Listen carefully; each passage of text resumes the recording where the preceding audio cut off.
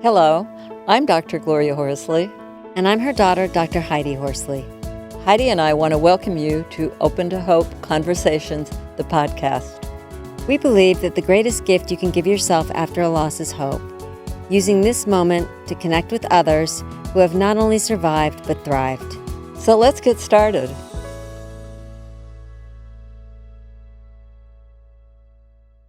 Welcome to the Open to Hope Show. I'm your host, Dr. Gloria Horsley, with my daughter and co-host, Dr. Heidi Horsley. Hi, Mom.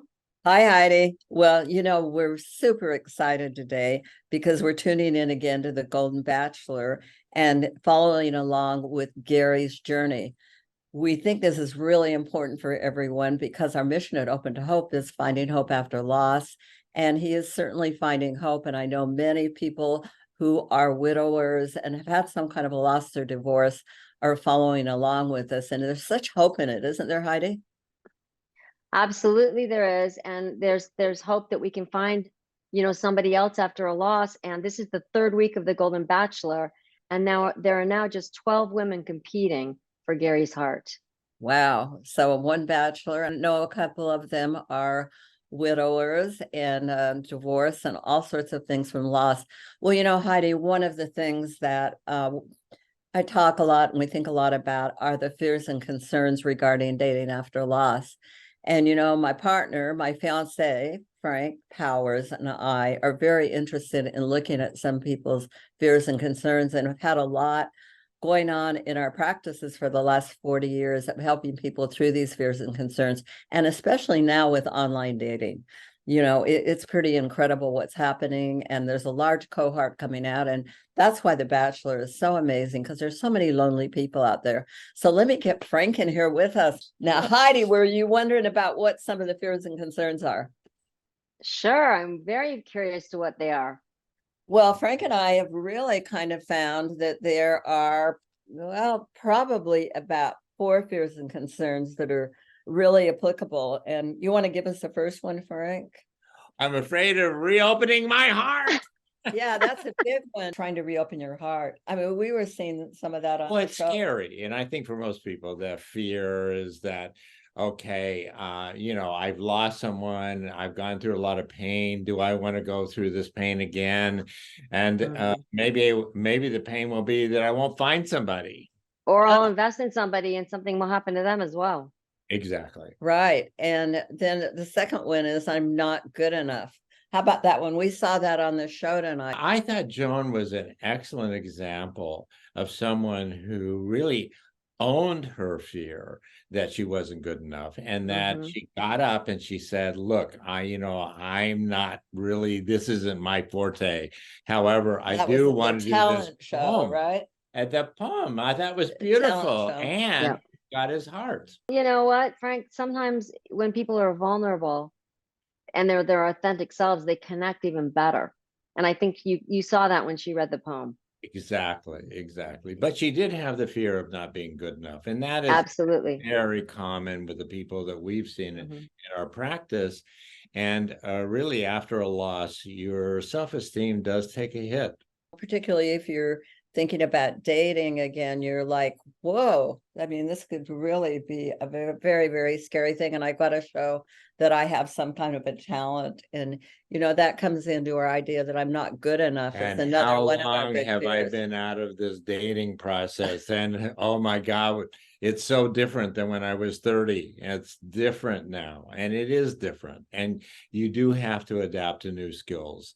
And those skills can be learned, and they're there. And we saw Joan really, in a sense, use honesty and sincerity as one of the biggest pieces of how you cope with your lack of confidence. Thinking you're not good enough, that you can't do it, that you can't compete with other people. The Golden Bachelor, wow, it shows you 22-1 in the beginning. I mean, that's rough odds. That's rougher odds than most people would experience in real life. And so when you see this and you see these women stand up and get their courage up and then participate and get rewarded. I hope that these women, as each one of them leave, feels that they've really accomplished something on this show. When you just put yourself out there and try it, you've really accomplished something on your own.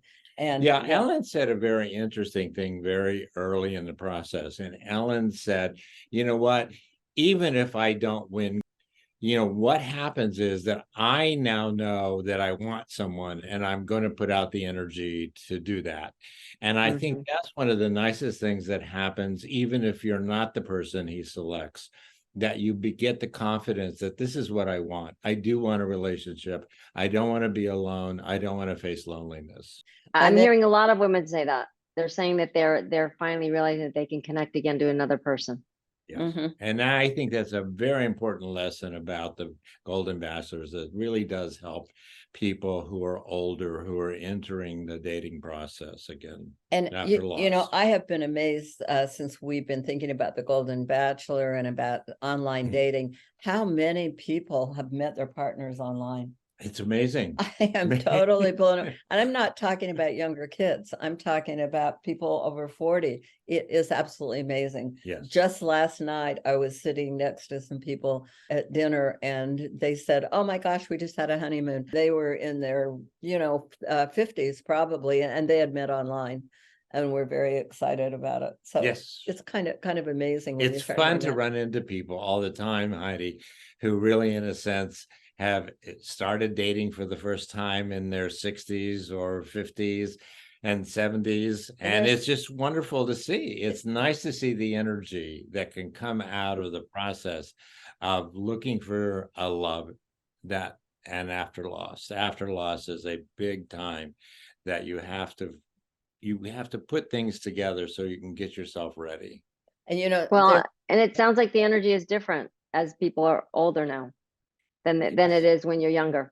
Yes. I think it's less frenetic. It's more just enjoyable. And well, I do think that one of the nice things is certainly in terms of meeting you was, wow, there's really someone that I could really get into and really enjoy and want to have something in my life. And that was one of the nice things about meeting your mother. And I love it. About it. Yeah. And you see that with Gary, how excited he gets. He does. And he's been very, very sweet with all of these women, no matter what the situation was. A third one, which is no good people are out there. Yes. And that's a real fear that you're not going to be able to find someone, that you had the love of your life early and you were lucky, and that can't happen twice. Well, it can. Yeah, well, you see, The Bachelor, they've pre-screened everybody. So Frank and I always want to remind you that probably maybe even if you go online, maybe 1 out of 20 people will be people that you aren't the one, but you're only looking for one. Exactly. So if you have to date a few people, like one woman said to me, I had to kiss a lot of frogs to find a prince. And it's really okay because some of the frogs are kind of nice. That's right. Absolutely. And they're not all bad people. Gary's kissing a lot of them and he really likes a lot of them. Yeah. Well, I think he's got a nice selection of women. And I think it's going to be tough for him to make the decision. I can understand what that would be like. But, most guys, unfortunately, don't have that kind of choice. But online, it's 50-50, 50% men, 50% women. So get out there. So there is a really good chance that you can find someone. And someone once said that there is someone out there for everyone. And I think that's really true. But you have to take some time and find the person that's going to work for you. Yeah. I did. You see, even Gary, he's got this number of women. It kind of works as 9 weeks and he's doing all this whole process. Yes.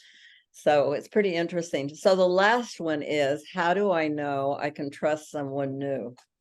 Wow.